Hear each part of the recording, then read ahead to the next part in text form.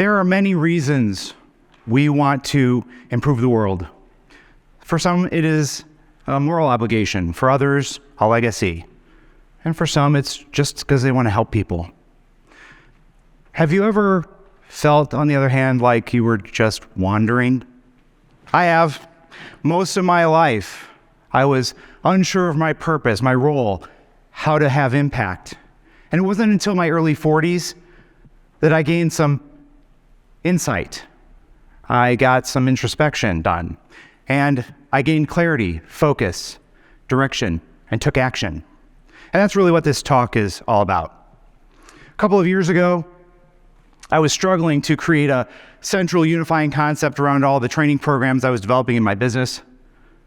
And I was reviewing my journal one morning, and my imagination was sparked. I had an epiphany. I finally figured out my theory of everything. It was May 21st, 2021. And that morning, it was beautiful, sunny, 80-degree Friday. And I sketched the My Nautilus on scrap paper in my home office. The My Nautilus represents the key factors for a successful life, if they're all aligned and working well together. This life that we're on is a voyage. And on this voyage, if we want to reach the sandy, sun-kissed shores of our personal paradise island, then we need to know that destination and have a plan to get there. But first, we need to know where we are now, the starting point, the you are here on the map, or what I call the big red dot. As I pinpointed my big red dot, I had a realization that the answer to life, the universe, and everything, ironically lies in questions. Thus, the 8 essential questions emerged from the My Nautilus. These 8 questions are designed to provoke thoughts, to provide direction, and to promote action. And as you ask these questions and work toward answers, you will propel yourself into greater impact in the world. As you see these questions, you might find that they raise more questions and they're difficult to answer. If I had to boil down what I do in my business, it is to help other people find answers to these questions, because doing so alone can be pretty challenging. So without further ado, the first essential question is, how will I become a juggernaut for positive change in the world through my work? A juggernaut is a huge, powerful, overwhelming force. In other words, how will I have significant impact through my career, my business, my volunteering work, or my job? We humans were designed to work, not toil as in drudgery or difficulty, but work as in creativity and production and stewardship. But when it comes to our work, it is just as important. It has a purpose just like we do. And so we need to determine the possible purposes of our work and then decide on a direction for that. Describe that vision with clarity and detail and declare that vision to ourselves and to those around us. As important as work is, relationships are even more so. So the second question is, what can I contribute to those closest to me to strengthen those relationships? Zig Ziglar said you can have everything in life you want if you just help other people get what they want. And this is true in business as well as personal relationships. If you want intimacy, love, caring, friendships, kindness, or community, begin by giving. Invest time, thought, actions, and words into the lives of those closest to you. This question simply requires us to identify the relationships we wish to bolster and then proactively act to strengthen them. The third question moves us inward. What is my higher purpose in life? Bigger than your work, beyond caring for your family, you have a purpose. You have a God-given reason for being on this planet at this time in these exact situations. We need to take the time to figure out what our purpose is. Knowing why we are here creates so much clarity in the rest of our life. It enables all of our experiences to all point in a direction, even the bad ones. And it makes future decision-making that much simpler. So look to what excites you. Look at what angers you.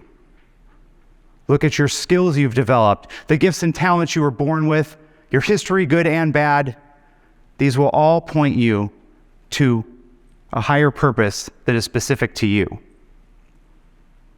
Deeper than our purpose, though, is our identity. And we live in a time when our identities are constantly questioned and attacked. So who does God say I am? What is my value? And am I exemplifying that accurately? My identity. There's a term in real estate, highest and best use. Every property is valued at its highest and best use, not necessarily its current one. If you believe, like I do, that we were designed by a higher power, then it is crucial to understand who we are in God's eyes. Our true identity, the one that fits perfectly, feels right, values us, values others, and glorifies God, is empowering and freeing. And if our current identity does not match the one we were designed to inhabit, if we're wearing masks and faking our existence, then we will never reach our full potential. We will never fulfill our highest and best use. Despite the central nature of our identity, we are strongly influenced by our experiences. And these program our minds and they affect our behavior and our results. So which of my core paradigms is not serving me well and are not serving me well and need to change? Like computers, we have an operating system that enables us to function in the world. And often this appears to be hardwired, but in reality, many things can be adapted or tweaked or updated. And one of these is our paradigms or our beliefs. Every single belief we have is a choice. No matter how we were raised, what we've experienced, or what the world tells us, we choose what we believe. And these paradigms determine how we think, feel, and act. So if we do not like our results, we need to examine the paradigms that lead to those results and update our operating system to paradigms that serve us better. In other words, choose new beliefs. One of these core paradigms, though, is more intimately related to our existence than the others. Who is God, and why should I follow him? Now, I'm not going to try to answer this question for you. I'm not here to preach or proselytize. Those who know me know I'm a Christian, and I come at life and business from that perspective. However, even for those who dismiss the idea of God, if there is any possibility of life after death, it would be foolish to ignore examination of what that might entail. And if we are designed, then it only makes sense that we try to become familiar with our designer. Not only does he know what we need to thrive physically, mentally, emotionally, and spiritually, but he knows how to fix us when we're broken. Our answer surrounding this core paradigm about God will shape our entire worldview and affect every day and every decision we make. The seventh question is somewhat rhetorical. How many will I rescue?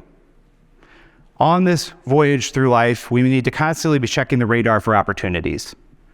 And as we shine the spotlight or shift our focus onto the people we find along the way, we need to be willing to delay, to detour, or to change course completely, because people are drowning all around us from thousands of years of shipwrecks. How many of them will we rescue? That is the question that separates the impact-driven people from everyone else. As each question digs deeper, you may find that these, again, raise more questions than answers.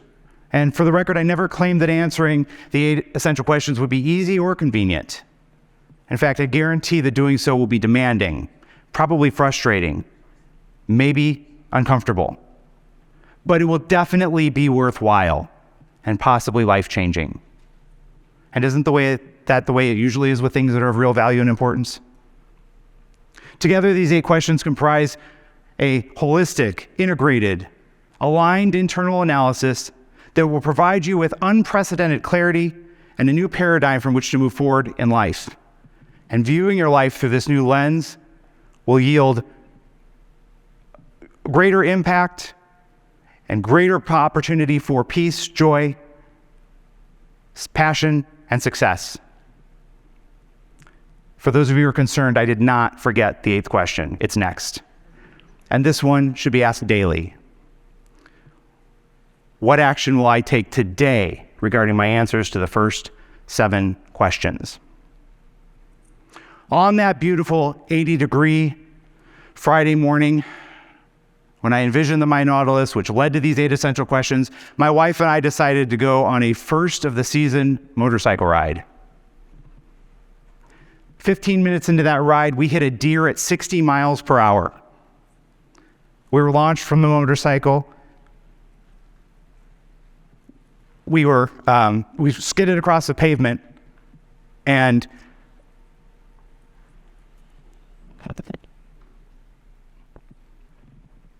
the bike was totaled. I had road rash up and down both arms. I thought my leg was broken. And my wife, Jenny, she was airlifted for head trauma. So, in none of my practices did this happen. Needless to say, our injuries were evidently not that significant in the long run. We actually were able to recover pretty quickly and pretty well and fully. And this is us only a few weeks after the crash. Unfortunately, it did derail my work a little bit. Fast forward a few months, and I was asked to teach a couple of entrepreneurship courses here at Valparaiso University. Afterward, I began rebooting and reevaluating my business. And with a renewed appreciation for being alive, I looked back at that epiphany and those ideas I had in May of 2021, and I asked myself if I could only speak to an audience one time, knowing they would never hear from me again, what would I want to say to have the greatest impact in their lives? And my answer was the 8 essential questions. We will all experience delays, derailments, and disappointments. But if we keep moving forward, focused on our ideal destination for our lives, then our impact will be amplified beyond anything we could have imagined in the midst of our big red dot. And so, ask the 8 essential questions. Gain clarity, focus, direction, and take action. And when you get derailed, find some P3, purposeful, powerful, practical questions that'll spark your imagination and get you back on track. And by all means, metaphorically speaking, get another motorcycle and ride on. Thank you.